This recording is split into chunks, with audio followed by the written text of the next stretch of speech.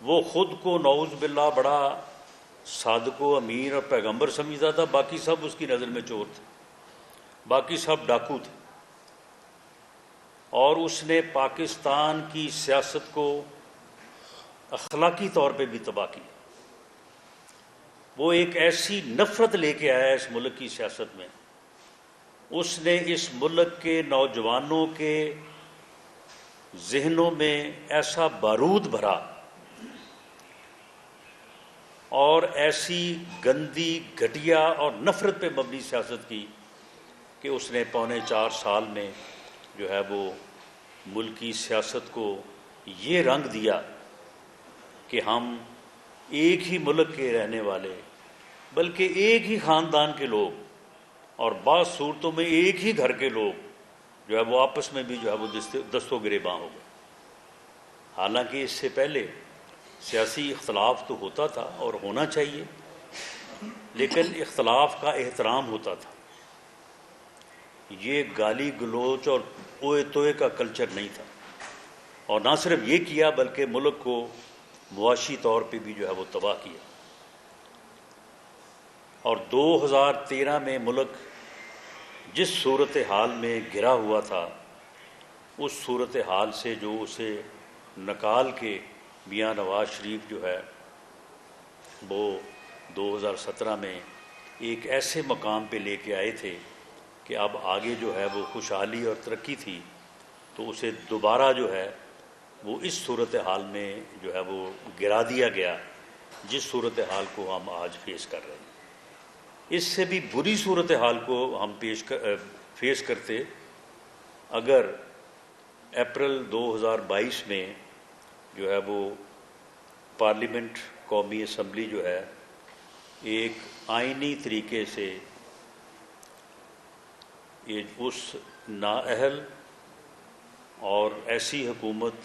جس کا ایجنڈا جو ہے وہ صرف جو ہے وہ مار دھاڑ اور لوگوں کو جو ہے وہ جیل میں ٹھونسنا اور لوگوں سے انتقام لینا تھا، اس سے جان نہ چھڑاتی تو شاید جو ہے وہ ملک جو ہے وہ ڈیفالٹ کر جاتا۔ میں اسی طرح کی ایک صرف ریفرنس کے طور پہ کہ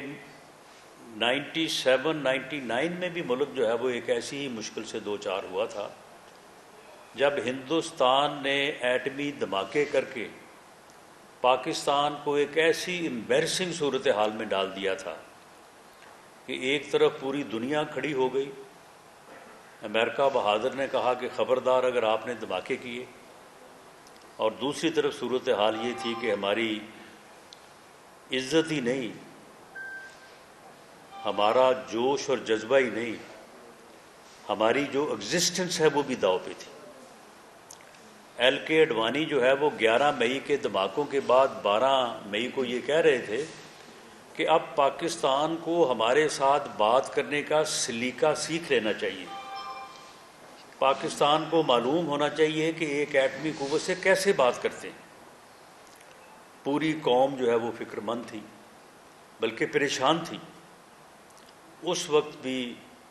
اس قوم کو، اس ملک کو عزت سے